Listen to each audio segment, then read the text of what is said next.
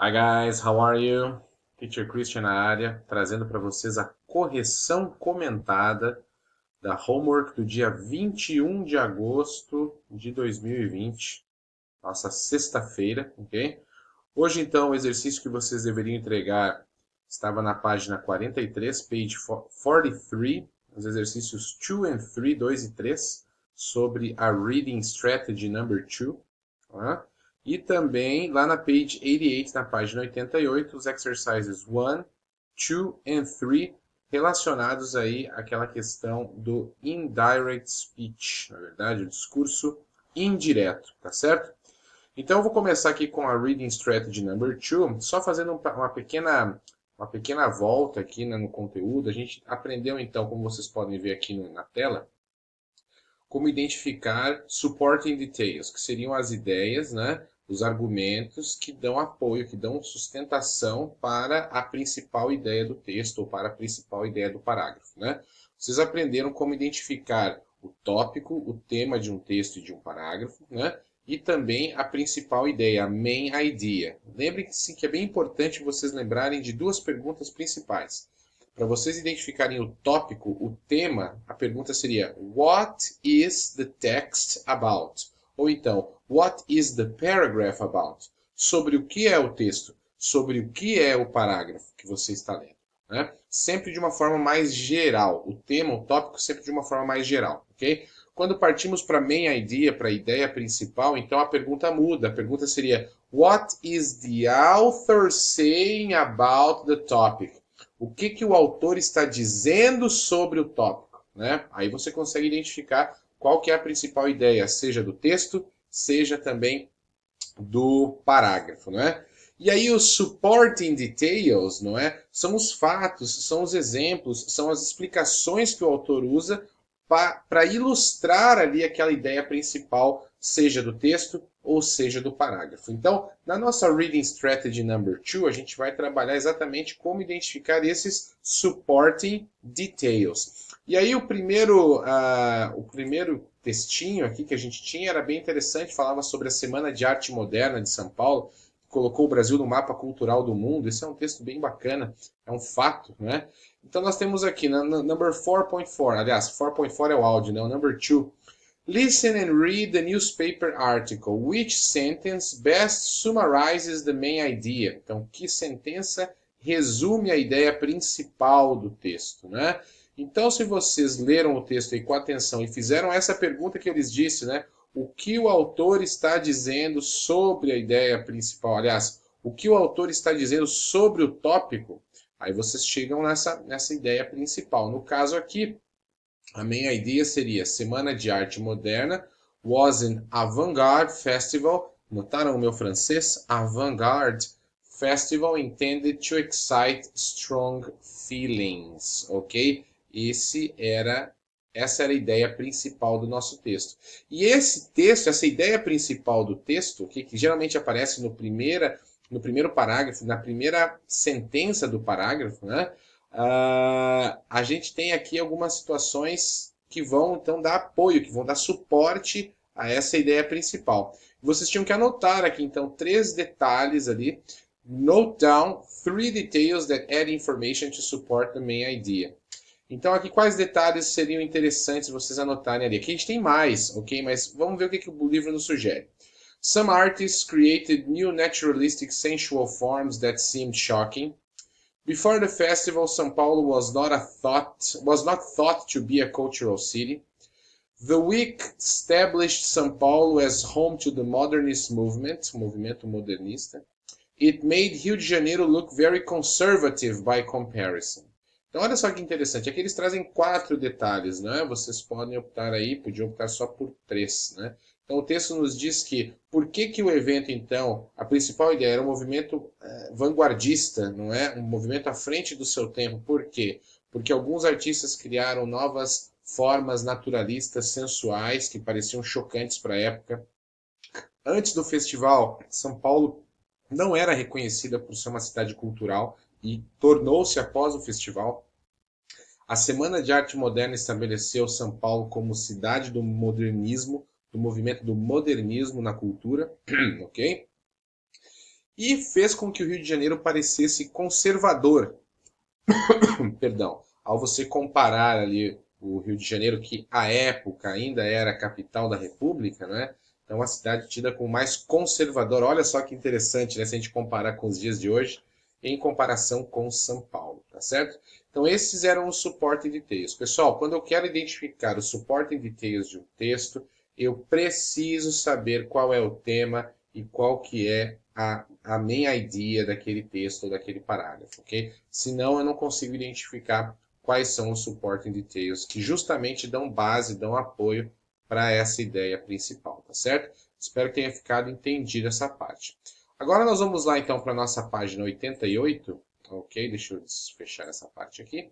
Vamos para a nossa página 88, continuar lá com aquela nossa questão do discurso indireto, não é? Nós tínhamos feito aqui um exemplo já, né, juntos, para que vocês pudessem ter uma noção melhor aí de como era para fazer o exercício, né? Então agora a gente vai partir para os outros exercícios aqui, para os outros números, né, as outras atividades. Lembre que quando eu falo de discurso indireto, então eu preciso falar o que outra pessoa disse, mas usando as minhas palavras. Quando eu faço isso, eu preciso mudar os pronomes da frase, eu preciso mudar também os tempos verbais da frase, sempre passando-os para o seu relativo, o seu equivalente no passado. Então, o presente fica no passado, o futuro fica no condicional, o can vira could, o may vira might. Quando eu tenho pergunta no discurso direto, ela vira sentença afirmativa no discurso indireto.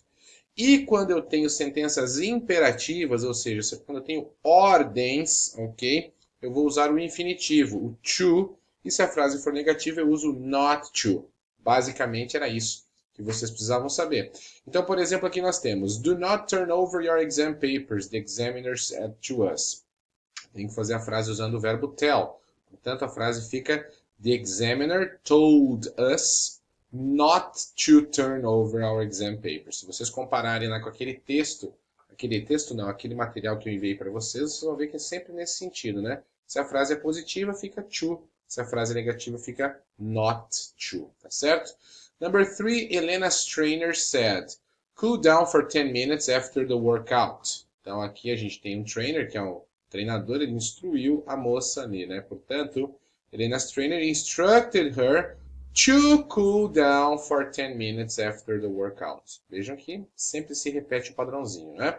Number 4, the judge said to the company, you have to pay $10,000 in compensation. Ou seja, the judge directed the company to pay $10,000 in compensation. E, finalmente, a última frase que nós temos, deixa eu colocar a minha cabeça um pouquinho para cima. Né? Don't leave your bag on the seat because someone will steal it, said my friend. Então, my friend warned me not to leave. Don't leave, not to leave my bag on the seat because someone would steal it, ok? Vejam que o padrãozinho sempre se repete. Como eu falei, o mais importante é esse lance da sentença imperativa, o to, quando a frase é positiva, e o not to, quando é negativa. Mesmo com o livro trazendo outras possibilidades ali, elas são menos utilizadas, tá certo? Number 2, pessoal. Complete the sentences with an appropriate verb form. Então, aqui no number 2, we recommend... Opa, deu uma aumentada aqui. We recommend sending in your application in advance of the deadline. Isso está ligado com o que a gente viu aqui em cima. Os verbos recommend, suggest and propose podem ser seguidos de ing também, ok? Para indicar essa voz, não é voz passiva, perdão, esse discurso indireto, tá certo? É o que aconteceu aqui. Victor proposes that we don't ask, ok? Outra forma, ok? Ou então poderia ser Victor proposed us not to ask, seria mais comum, tá certo? The guidebook recommends taking, depois de recommend, vamos usar sempre o ing. Se fosse negativo, seria not taking, como está ali no quadrinho, ali em cima, né? I suggest asking Sophia for a lift to the party. Suggest e recommend, bem parecidos na forma de serem usados, ok? The officer commanded his soldiers to wait in line, para esperar na fila. Aqui é uma collocation, a gente sempre usa o verbo wait junto com a expressão in line, ok? E number 7, I told you not to shut the front door. Shut é a mesma coisa que close. Now we're locked out in the cold. Estamos presos no frio, tá certo? Nos Estados Unidos tem muito aquelas portas que quando você fecha, você não consegue abrir pelo lado de fora, só se tiver a chave, né? Então, beleza, pessoal. E finalmente aqui no number 3, tínhamos que fazer a mesma coisa, né? Passar as frases ali para o discurso indireto, né? Fazendo as necessárias mudanças, as mudanças necessárias, né? Eu falo necessárias mudanças porque em English é necessary changes, né? Então nós temos ali, ó, don't forget to go to art club during lunch break, Sam. He reminded Sam, então ele lembrou Sam, to go to art club during lunch break. Ok? Number 3. Então aqui, só lembrando, né, que nós temos uma sentença imperativa negativa, não é? Mas aqui, na verdade, don't forget está sendo substituído pelo reminded, né?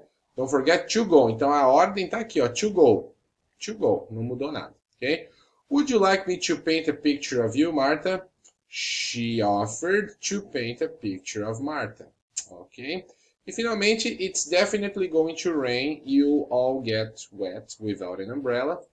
You warned us that we would get wet without an umbrella. Então, pessoal, a questão toda é, esse exercício número 3 e esse exercício número 2 não eram assim, vamos dizer, tão importantes em termos de estrutura, ok? É mais importante vocês saberem essa parte aqui do number 1, porque o number 1, sim, é aquilo que eu falei sobre as sentenças imperativas, a forma mais utilizada, tá certo? Se vocês tiverem qualquer dúvida, vocês podem entrar em contato com o Teacher, que eu estou aí para dar todo o apoio para vocês. Beleza, pessoal? Por hoje, ficamos por aqui. Espero que tenham entendido.